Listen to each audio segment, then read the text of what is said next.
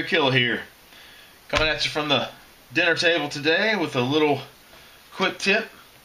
As you know, you can see a lot of information on the internet about using Victor rat traps for survival to catch squirrels. And I watched a lot of videos on it, in the last couple of years, and I've seen a lot of videos showing squirrels caught with them. But another type of video that you see a lot is squirrels that are tripping the trap and not getting caught. And there's several reasons why, and that's what I want to talk about in this video. And I also want to show you a few little quick modifications that will make this a more successful trap for you. Now, of course, all my trapping experience with these has been in my attic or in the rafters of my barn, where I'm having some squirrel damage. I will say right off the bat that trapping squirrels in a hunting or survival situation using these type traps is illegal everywhere. There is no place where it's legal that I know of. So you kind of have to take that into account and take all this information with a grain of salt. After all, I'm just a guy on the internet. And so through my experimentation this winter, what I've found out is these traps, as they come from the factory, are not very effective at catching squirrels. Now, they're going to catch rats, chipmunks, flying squirrels, red squirrels, ground squirrels. But when you get into the larger squirrels, like our southeastern gray squirrels, they just don't come with the killing power that it takes to immediately kill that squirrel unless you get the perfect catch, and we'll talk about that. And they also don't come with the strength to hold that squirrel if you don't get the perfect catch. One of the reasons why is because oftentimes if you set this trap and you set it on the ground and you bait it, the squirrel doesn't always come from the front. The perfect catch is a full frontal when the squirrel comes in from this side, puts his head right over here, and the bar snaps around his head and catches him behind the neck. That's the perfect catch. And if you catch the squirrel like that, it will catch him. It will kill him every time. But a lot of times what happens is the squirrel comes along and he bumps this trap around, and he comes in from the side or he comes in from the top and he trips the trap. And when you get there, what you have is hair in the trap and no squirrel, and the bait will be completely gone because he'll trip the trap and then he'll lick the bait off of it. Happens a lot. As these come from the factory, if you set them out just like this on the ground at the base of a tree and bait them, this trap is about a 10%, has about a 10% success rate. You can see there's some gaps here. On these side catches, it's just not squeezing enough to hold the squirrel. He can struggle and get out of it if you don't get the perfect on the head catch, which happens about 10% of the time. Another reason that they're so unsuccessful is because the snap strength, although it's great, it's not quite enough to catch. It's not quite enough to break bones when it hits a squirrel, a large gray squirrel. And then this little overlap right here on the trap bar, it leaves just a little bit of a gap there, and I can get my finger, I can pull my finger out of this relatively easily. So what I've come up with is a few modifications to this trap that's going to take care of all the inherent issues as it comes from the factory and make it a more successful trap for you. It's going to increase the strength, it's going to increase the holding power here at the front, and it's also going to eliminate these side catches, which are never successful. Stay with me. And so the first thing I did when I started noticing that I wasn't catching is I went to some trap forums and some trapper forums and read up on these things. Just a general Google search will give you a lot of information. The Google search that I used mostly was Victor rat traps for small game or Victor rat traps for survival. And you'll see quickly that a lot of people are having the same issues that I was having. Now, there were several improvements that could be made when you set the trap using natural material. One thing is to fence off the trap with sticks, and then lay a cover over the trap, butt this up to the base of a tree, fence it off, and then lay some sticks to cover it, so that the squirrel has to come in for that front catch every time. And that was pretty effective. Another thing is you can drill these 2 holes, tie a string, that way if you don't get a kill, the squirrel doesn't run off with your trap. But if you drill 2 holes, then it allows you to mount this on a tree, like so, and hang the trap vertically. And that increases the amount of times that the squirrel is going to come from directly beneath the trap and get caught, and that's a better way to set that trap up. But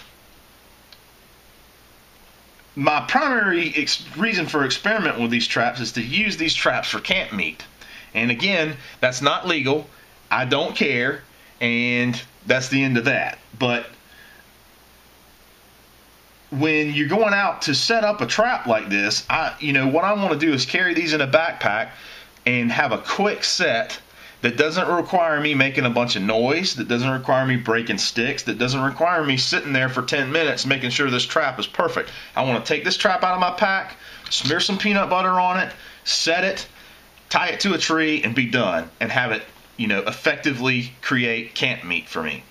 So with that in mind, here comes the modded trap. Ta-da! Now I got this mod by reading forums, trappers forums, and taking people's ideas and going out there and experimenting with it. And this one works very, very well. We'll talk about the mods now. Again, first things first, I drilled these 2 holes. Like I said, it allows you to mount this vertically on a tree, which is a very effective setup for catching squirrels without the rest of these modifications. The next thing I did was added a chin bar. Down here. And this drastically increases the braking power when you do get the frontal catch. This snaps necks way better than this. You can see this chin bar is just a strip of wood that I carved out. I glued it to the trap, making sure I had clearance for the snap bar, and then put a couple carpet tacks in it. Had to pre-drill those so it didn't split. Now, another modification to get more strength and snapping power that I did was I lifted up this spring and placed a wooden block under it.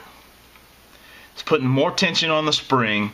That's also helping this chin bar work more effectively. Okay? That still doesn't eliminate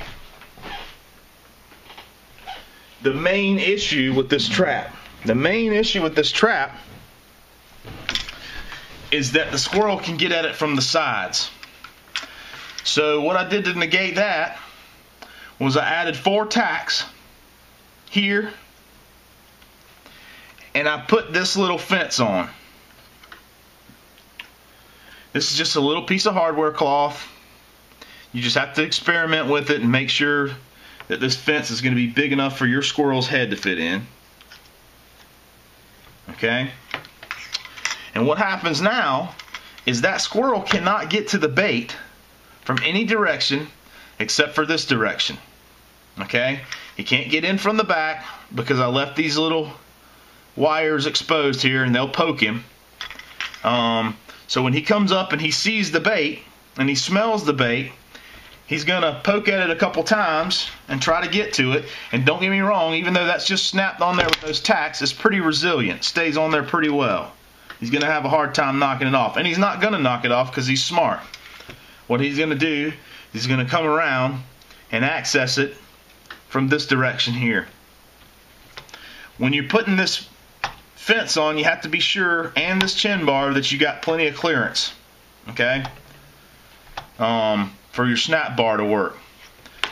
So basically now what you have, also you see this little cutout section here is so that the trigger bar, the trigger rod, can ride up and down freely like it's supposed to, because when that trigger pan is depressed, this thing flies straight up.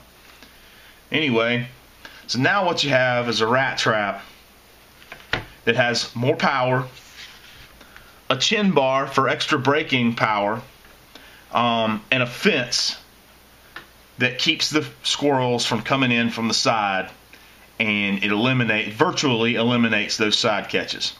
Now a lot of times what I'm seeing is in the attic there is the squirrels are just picking this trap up and tossing it and letting the trap go off and then getting the bait. You can't really once they're educated, once they figure something out, they're like rats or anything else. Once they figure something out, you know, it's pretty much done. You have to go another way. But from a wilderness survival standpoint,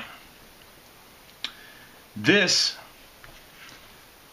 trap with these modifications makes it quick and easy and effective, and it increases your catch percentage tenfold. It really does.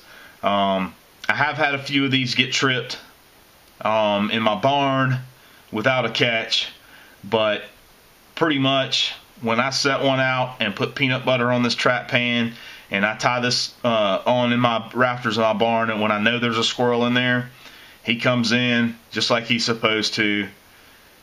He sticks his nose in there. He can barely fit his head in there. He sticks his nose in there and he has to get it far in there enough for his jaw to wrap around this pan, and it's, you know, he's dead every time. So give that a try. Chin bar, a little block here to raise up the tabs on the spring to give you more spring tension, and this little fence to make sure that the squirrel can only get in to the bait from the front for that perfect frontal catch where you catch him on the neck every time. Cool. Thanks for watching. I hope that helps somebody out there. We'll see you on the next one.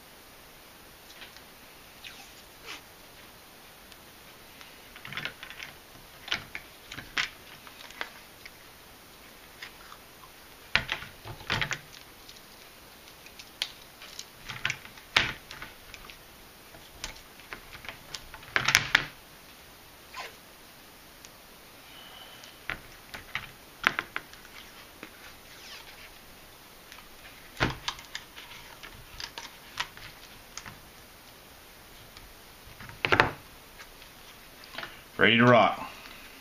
Ready to go in the pack.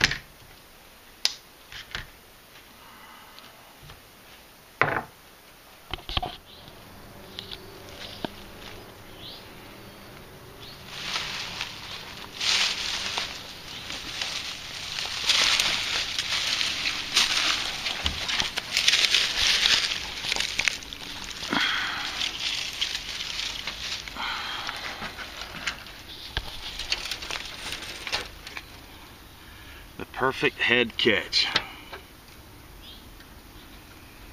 Hard to get, but with these mods you'll find that it's possible to get it nearly every time. Again, if they step on the trap here, they're gonna set it off usually, but If you position it right, have this little fence on there, that head catch is going to happen for you. Cool.